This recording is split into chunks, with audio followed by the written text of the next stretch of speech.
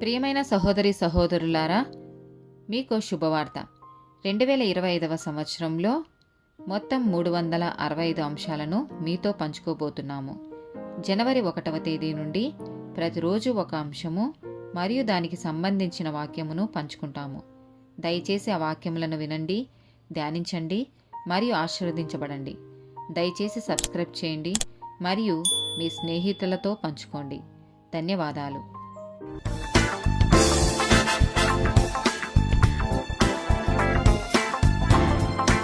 145th day topic ఆత్మఫలం. లూకా సువార్త 3వ అధ్యాయము 8-9 వచనాలు. మారు మనసునకు తగిన ఫలములు ఫలించుడి. అబ్రహాము మాకు తండ్రి అని మీలో మీరనుకొన మొదలు పెట్టుకొనవద్దు. దేవుడు ఈ రాళ్ల వలన అబ్రహామునకు పిల్లలను పుట్టింపగలడని మీతో చెప్పుచున్నాను. ఇప్పుడే గొడ్డలి చెట్ల వేరున ఉంచబడి ఉన్నది గనుక మంచి ఫలములు ఫలించని ప్రతి చెట్టును నరకబడి అగ్నిలో వేయబడునని చెప్పెను. యోహాను సువార్త 14వ అధ్యాయము 12వ వచనము. నేను తండ్రి యొద్దకు వెళ్ళుచున్నాను గనుక నేను చేయు క్రియలు నా యందు విశ్వాసముంచు వాడును చేయును, వాటికంటే మరి గొప్పవియు అతడు చేయునని మీతో నిశ్చయముగా చెప్పుచున్నాను. లూకా సువార్త 8వ అధ్యాయము 15వ వచనము. మంచి నేల నుండు విత్తనమును పోలిన వారెవరనగా యోగ్యమైన మంచి మనస్సుతో వాక్యము విని దానిని అవలంబించి ఓపికతో ఫలించువారు. యోహాను సువార్త 15వ అధ్యాయము 1-8 వచనాలు. నేను నిజమైన ద్రాక్షావల్లిని, నా తండ్రి వ్యవసాయకుడు. నాలో ఫలింపని ప్రతి తీగెను ఆయన తీసి పారవేయును.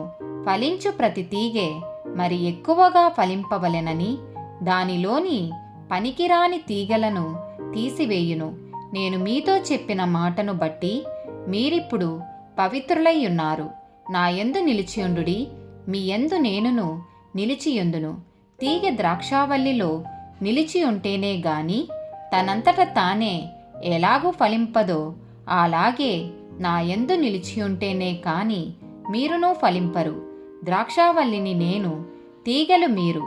ఎవడు నా యందు నిలిచియుండునో, నేను ఎవని యందు నిలిచియుందునో వాడు బహుగా ఫలించును. నాకు వేరుగా ఉండి మీరేమీయూ చెయ్యలేరు. ఎవడైనను నా యందు నిలిచియుండని ఎడల వాడు తీగవలే బయట పారవేయబడి ఎండిపోవును. మనుషులు అట్టి వాటిని పోగుచేసి అగ్నిలో పారవేతురు, అవి కాలిపోవును. నా యందు మీరును మీ యందు నా మాటలను నిలిచియుండిన ఎడల మీకేది ఇష్టమో అడుగుడి, అది మీకు అనుగ్రహింపబడును. మీరు బహుగా ఫలించుట వలన నా తండ్రి మహిమపరచబడును. ఇందువలన మీరు నా శిష్యులగుదురు. మత్తయి సువార్త 7వ అధ్యాయము 15-20 వచనాలు. అబద్ధ ప్రవక్తను గూర్చి జాగ్రత్త పడుడి. వారు గొర్రెల చర్మములు వేసుకొని మీ యొద్దకు వత్తురు, కాని లోపల వారు క్రూరమైన త్రోడేళ్ళు. వారి ఫలముల వలన మీరు వారిని తెలుసుకొందురు. ముండ్ల పొదలలో ద్రాక్ష పండ్లనైనను పల్లేరు చెట్లను అంజూరపు పండ్లనైనను కోయుదురా? అలాగుననే ప్రతి మంచి చెట్టు మంచి ఫలములు ఫలించును, పనికి మాలిన చెట్టు కాని ఫలములు ఫలించును. మంచి చెట్టు కాని ఫలములు ఫలింపనేరదు, పనికి మాలిన చెట్టు మంచి ఫలములు ఫలింపనేరదు. మంచి ఫలములు ఫలింపని ప్రతి చెట్టు నరకబడి అగ్నిలో వేయబడును.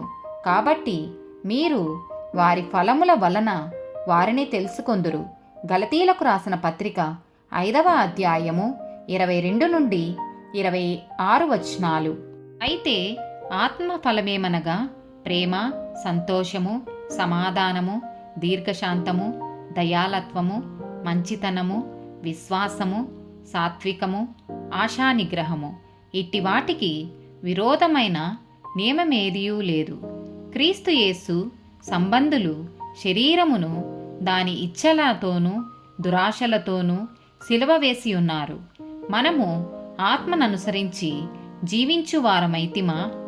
ఆత్మను అనుసరించి క్రమముగా నడుచుకొందము. ఒకరినొక్కరము వివాదమునకు రేపకయు, ఒకరి యందొకరము అసూయ పడకయు, వృధాగా అతిశయపడకయు ఉందము. మత్తయి సువార్త 5వ అధ్యాయము 14 నుండి 16 వచనాలు. మీరు లోకమునకు వెలుగై ఉన్నారు. కొండ మీద నుండు పట్టణము మరుగై ఉండనేరదు. మనుషులు దీపము వెలిగించి కుంచెము క్రింద పెట్టరు, కాని అది ఇంట నుండు వారికందరికీ వెలిగిచ్చుటకై దీపస్తంభము మీదనే పెట్టుదురు. మనుషులు మీ సత్క్రియలను చూచి పరలోకమందున్న మీ తండ్రిని మహిమపరచునట్లు వారి ఎదుట మీ వెలుగు ప్రకాశింపనీయుడి. 1 కొరింథీయులకు రాసిన పత్రిక 13వ అధ్యాయము 1 నుండి 3 వచనాలు. మనుషుల భాషలతోనూ దేవదూతల భాషలతోనూ నేను మాట్లాడినను ప్రేమ లేని వాడనైతే మ్రోగెడు కంచును గనగనలాడు తాళమునై యుందును. ప్రవచించు కృపావరము కలిగి మర్మములన్నీయు జ్ఞానమంతయు ఎరిగిన వాడనైనను, కొండలను పెకలింపగల పూర్ణ విశ్వాసము గల వాడనైనను ప్రేమలేని వాడనైతే నేను వ్యర్థుడను. బీదల పోషణ కొరకు నా ఆస్తి అంతయు ఇచ్చినను, కాల్చబడుటకు నా శరీరమును అప్పగించినను ప్రేమలేని వాడనైతే నాకు ప్రయోజనమేమీ లేదు. ఆమేన్.